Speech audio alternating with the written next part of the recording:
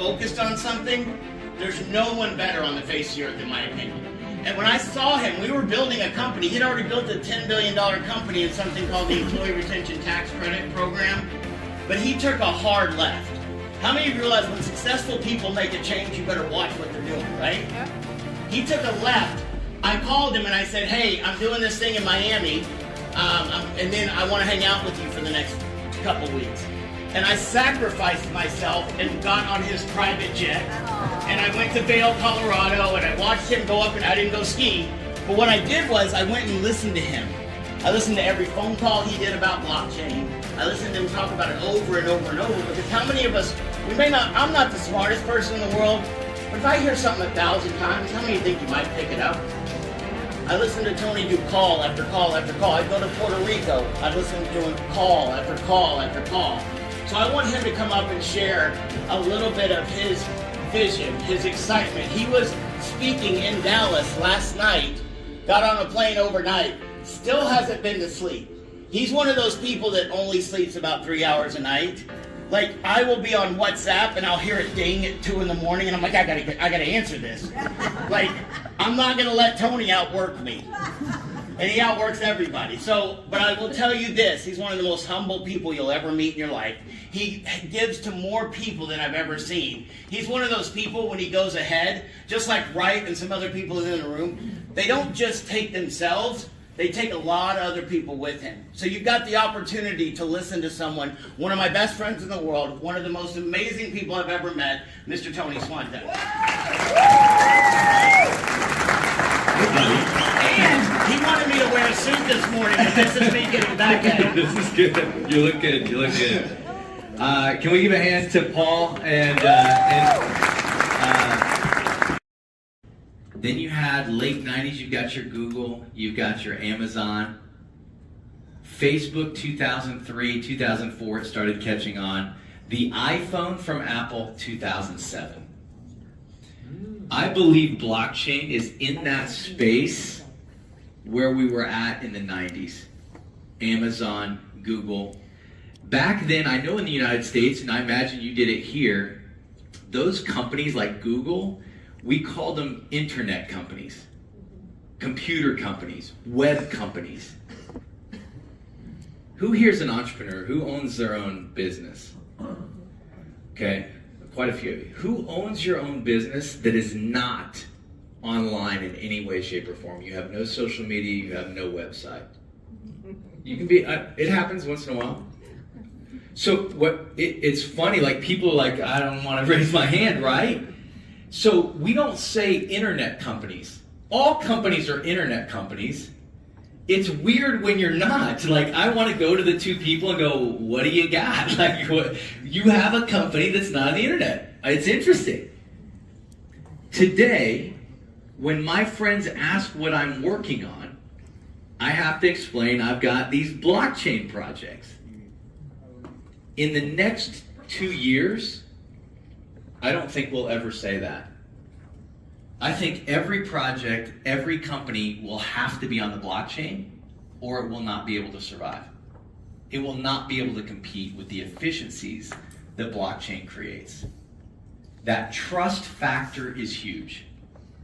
And if you can close that trust gap, you can conduct business quicker, cheaper, more efficiently, higher service level than any centralized computing system on the planet.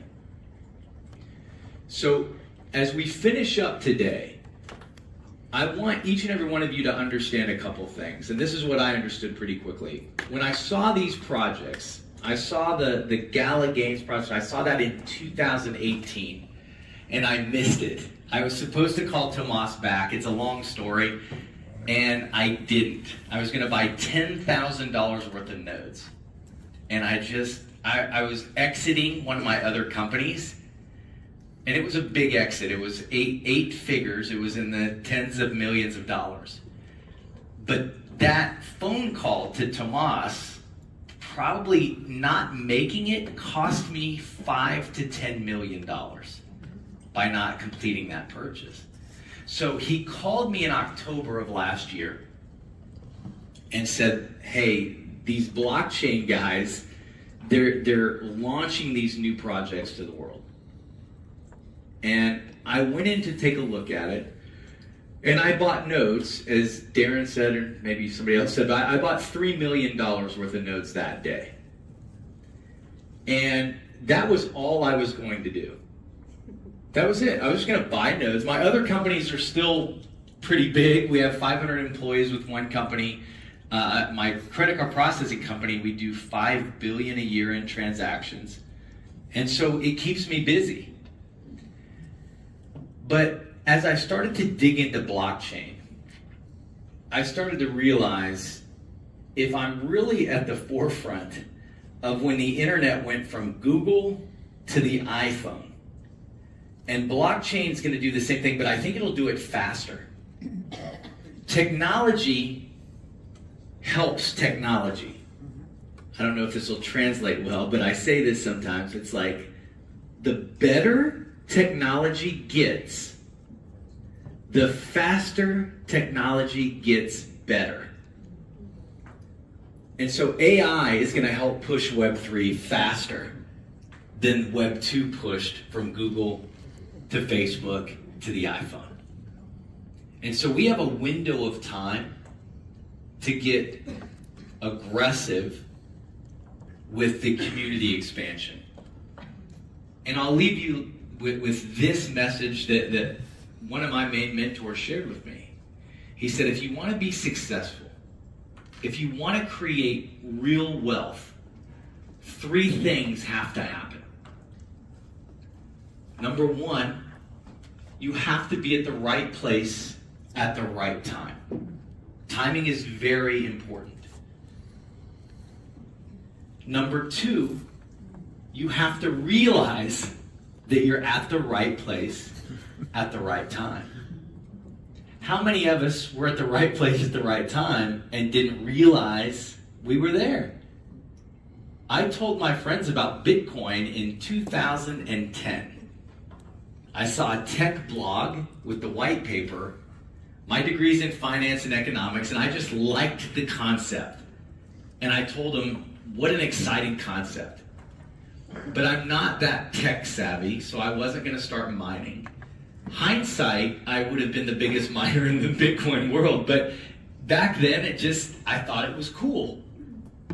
But I didn't realize how cool it was and that I was really at the right place at the right time. So we've got to be at the right place at the right time. We've got to realize that we're there.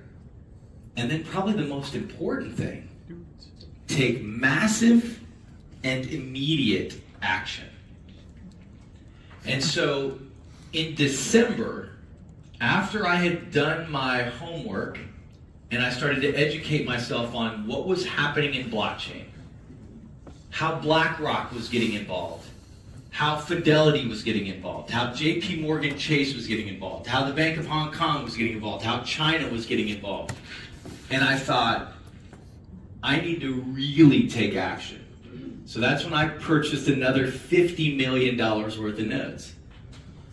And I don't say that to impress people, I say that to impress upon people. I truly believe this will be the largest business that I've ever been a part of by 1,000-fold. And I think my favorite thing about this project is that I can never do it by myself. We have to work together as a community to make this thing work. And almost every crypto project I was involved in, every ICO I put some money in, even oil wells, oil drilling investing, almost every project like that, it's all out of our control. It's either they do great and our money's going up, or they do bad and our money goes down. All of these projects, we can individually and through our communities impact the chances of our success. I know I can add 1 million plus people to a meeting software online, a video conferencing software. I have no doubt. I can probably do that within the next few months once we launch. I know Darren can probably do that as well. I know Richard, Aaron, there's people in this room that could probably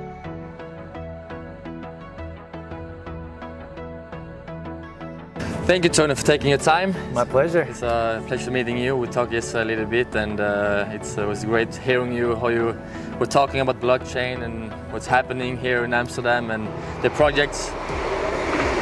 Wait a little bit. Train that you're involved in, and Sure. The people who doesn't know who you are, can you tell a little bit your background and what are you doing now?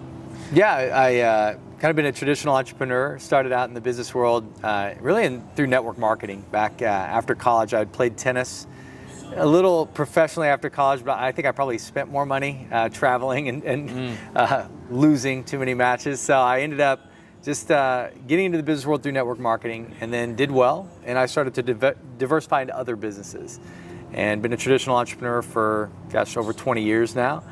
Started a restaurant delivery company, which in Europe would kind of be like Just Eat. In the United States, we have Uber Eats and DoorDash, some big companies. And that was an Inc. 500 company in the United States. Did millions of deliveries, and ended up selling a third of that business, had an exit, and then the other 2/3 we had a big merger. And so that went really well. Then I started a credit card processing company that's pretty good size. We do maybe $4 to $5 billion a year in credit card transactions. And then a couple years ago, I started an accounting firm. It's the largest company I've started that's doing around $10 billion our first 2 years in business, 500 plus employees all throughout the United States, and just kind of traditional business, and then had really more invested in cryptocurrency, but over the last 6 to 8 months started to really get involved in the blockchain space and blockchain technology. It's the most fascinating and fastest horse in the race. Today. It's happening so like 1 year in normal TradFi, traditional finance, is like 1 week or 2 weeks here in this space. So. It's hard to fathom. I'd taken companies public, and as an entrepreneur, when you go public, especially in the United States, you're trying to get like 5 or 10x on your EBITDA. And in the blockchain space, you're really shooting for like 100x, 500x, or even 1,000x, which, like you said, it's just condensing time frames from 40 years, 50 years, 100 years into days, 100 days. It's unbelievable. Because the world is getting smaller and everything is traveling a lot faster Much through faster. internet. Yeah, so absolutely. People who missed internet, there was many older people here yesterday. I think they have some FOMO. They don't want to miss it again. And for sure also you understand the value of crypto and blockchain. And can you tell the story about how you came into Connect and these different node projects? Sure, yeah. I actually had heard about these guys that had developed Connect, and their big project Gala Games back in 2017, 2018 is when I was first introduced nice story, into the ecosystem. And my friend Tomas was a node owner in Gala, and he called me up. This was late 2017, early 2018, and he's like, "Hey, you need to buy these nodes for this decentralized gaming company called Gala." And at that time, I was I say ignorant. I was like, what's a node? How does that work? Magic money. Yeah, right. And he told me, he's like, well, he goes, it's basically selling your computer power. You're loaning your computer power to these guys, and they'll pay you to borrow your computer power. You're buying software, putting it on your laptop, or having somebody in the cloud host it, and let them pay you. And I said, that sounds good. Like, how much do you pay? And he said, well, it's these Gala tokens. And this is 2018. I said, well, how much are they worth? And he goes, well, nothing. And I was like, well, sounds amazing. So you're going to basically borrow my computer power, pay me magic internet money. And he goes, and it's not worth anything. He goes, yeah, today it's not. But he goes, if the community grows, if people start playing these games, that could be a lot of value. And so as I looked into it, I was like, okay, let me get back with you. I'll buy some nodes. And honestly, my other businesses, I was exiting the delivery business at that time. And I just got busy, and I forgot to call him back. And I was supposed to put $10,000 into those nodes. And I think when you miss an investment opportunity, you never want to go back and calculate what you missed. That's stupid. Yeah, that's it was between $5 and $10 million. I guess I was stupid enough to do the calculation that I'd missed out on. And I watched my friend make $50, $100 million. And so I think that happens to all of us, right? You right place, right time. Don't know it, don't realize it. And so he called me October of last year and just said, hey, the guys that had created Gala, that community, is launching like 12 new projects. And so that has my attention. You know, I'm just sitting there going, all right, I've seen what they've done in the past, and let me see what they're working on today. You know, and as I dug into what they were doing, I wanted to participate. At that time, I think just, you know, purchasing nodes, just kind of being a part of the projects, not necessarily growing the community, but as some of the individuals in my community started to learn about these projects, they got me pretty interested in what was going on. Some heavy crypto, like some of my buddies helped to develop the back-end software for crypto.com. And so when I shared these projects with them, a mutual friend told them, hey, Tony had bought, it was $3 million worth of nodes, which is a substantial amount. And they just thought, what are you working on? What are you in? And they'd known about Gala, so they looked at the new project, they looked at the developers, they looked at the code, and they were blown away. Which got my attention, because I'm not some kind of tech guru or anything like that. Most of my companies are just traditional, you know, offer a product or service, sales, marketing. So when you have these developers, you know, from crypto.com, from high-level blockchain projects that look at what these guys are doing and they're going, this is really impressive. Like, it'd be like if I had a, you know, software guy and the guys from Google were like, wow, this guy, you know, like if the Google guys told me this is really impressive, I take it seriously. Yeah, you know? Ronaldo is impressed with Messi. Like Right. level, Yeah, to, yeah. It's got soccer language. You've got the captains, right? You know, Mbappe. You've got people that are like, all right, of each other. For sure. And so when you've got high-level people telling you that, hey, these people are high level as well, that's when in December I invested I purchased 50 million additional worth of nodes, and I made a decision. $50 million. 50 million US dollars. So a total of $53 million last year nodes, that I purchased nodes with. But I also, I think more importantly for me at that time, I became heavily involved in the community build, like spreading the word about the projects, because I believed in the ability of blockchain technology and efficiencies that blockchain brings to make a huge positive impact on the planet. Yeah, because it's adding value to the current systems that are broken, For in sure. my opinion. And I agree. So it's fascinating and inspiring to be here, to listen to you guys and see your perspective on things. And so I'm not in the wrong area, so to say, because you get opportunities and you get regret. And that's why I'm here and also doing these videos and putting my time and effort into coming here to Amsterdam and get to know people behind this project and the different projects. And so I'm really excited. And so are you helping all projects, or are you just focusing in your area? Yeah, I mean, I help all the projects. I'm a community member. Just like kind of anybody else. I guess there's no owner, there's no equity share. I did bring a couple projects as far as with my knowledge and some of the network that I had. We brought Revolution, the Revo Rideshare project, and we brought the Rally, which we call R-Link, the video conferencing.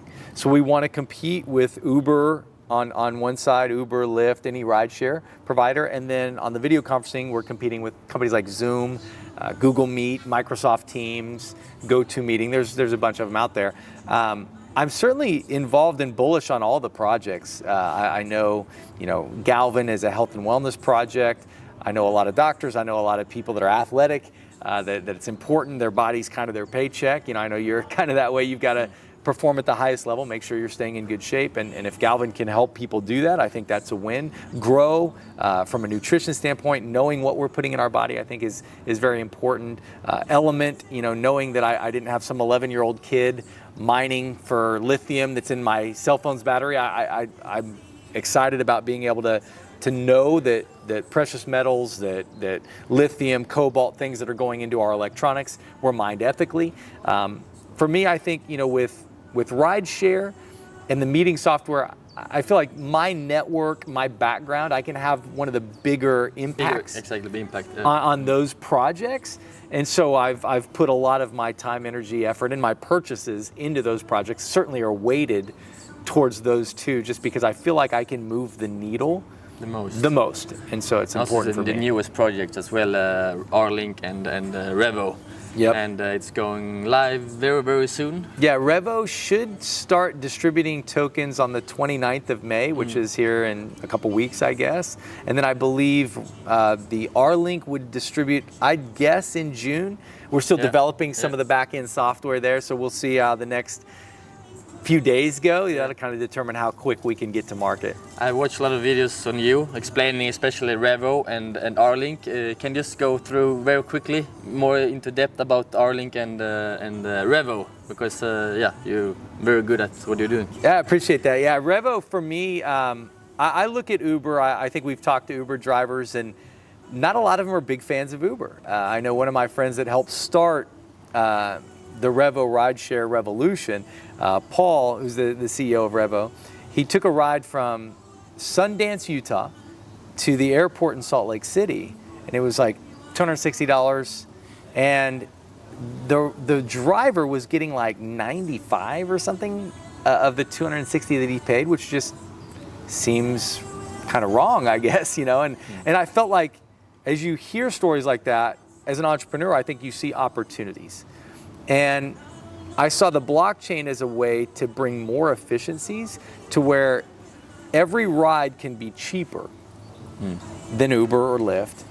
Every driver can make more money for the exact same ride than Uber or Lyft. Win-win. And then on top of that, if I can reward them with a cryptocurrency token, that's just icing on the cake. Like if I'm an Uber driver and I'm getting $40 for taking you somewhere, or I could do the exact same ride, which is cheaper for you, and I make $50 for taking you somewhere, I'm gonna take the $50 over the 40 every single time. Now, if on top of that, you're rewarding me with the cryptocurrency that maybe initially doesn't have a lot of liquidity, doesn't have a lot of value, but there's that potential that over the next 2 months, 5 months, 10 months, 20 months, as it expands out. Grows, If the community grows and there's more utility for that token, the value of that token will likely go up quite a bit. And so I feel like as a driver, as a rider, getting rewarded for taking rides, why would I ride with Uber or Lyft who's not rewarding me? Why would I pay more to take a ride when I can pay less for the same ride? I don't think there's a lot of loyalty there as far as if I get in a car and it's a nice car and the driver's nice and they get me from point A to point B, if it's the same type of ride, if I can do it for less and get a reward, why not? So I think those are industries that are ripe for disruption. When I look at what I've done in restaurant delivery, we ended up in 300 cities doing millions of deliveries, but there's a lot of pieces and variables to that puzzle. You've got hungry people that want to eat, you've got restaurants that make food, and you need drivers to take the food from the restaurant to the hungry people. The picture needs to be and yeah, you've got to have all three, Yep. right? Like if I have a bunch of hungry people, a bunch of restaurants, but not enough drivers, I've got a problem. If I have a bunch of drivers and restaurants, but there's no hungry people that know we exist, I've got a problem. And so you almost have to have that balance in the ecosystem of I've got to have enough drivers, enough restaurants, enough hungry people to order the food. With rideshare, it eliminates the restaurant from that variable.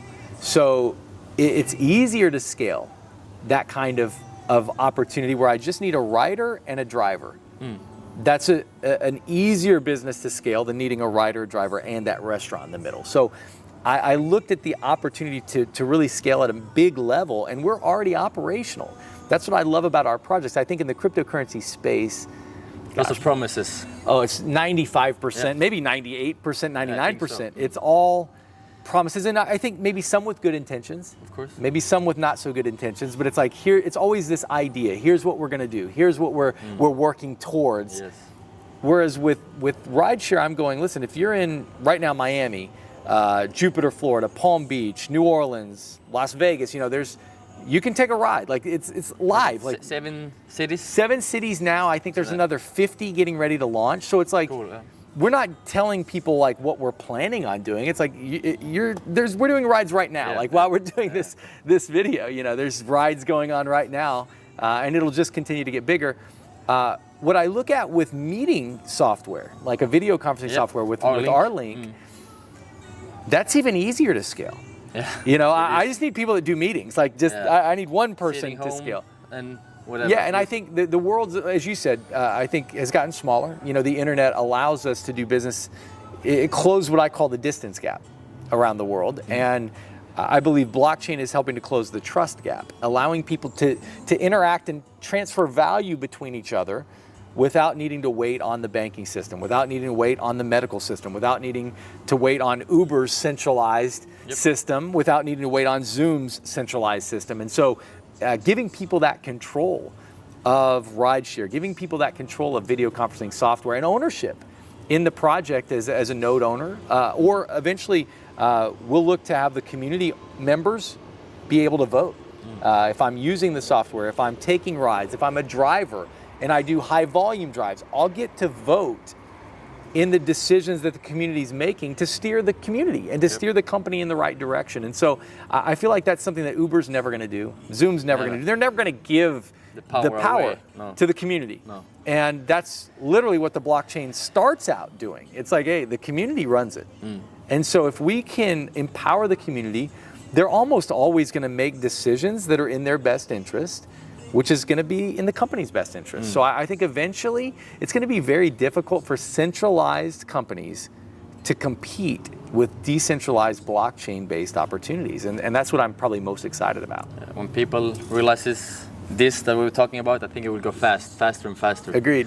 And what I've seen here these couple of days, what I'm taking with me to Sweden or in my life is that the people here, for me, is like, I could say role models. You're high up here, and I love crypto, I love entrepreneurship, I love to meet people, and guys, the guys say you are so humble. It's good to have editing. Yeah, exactly.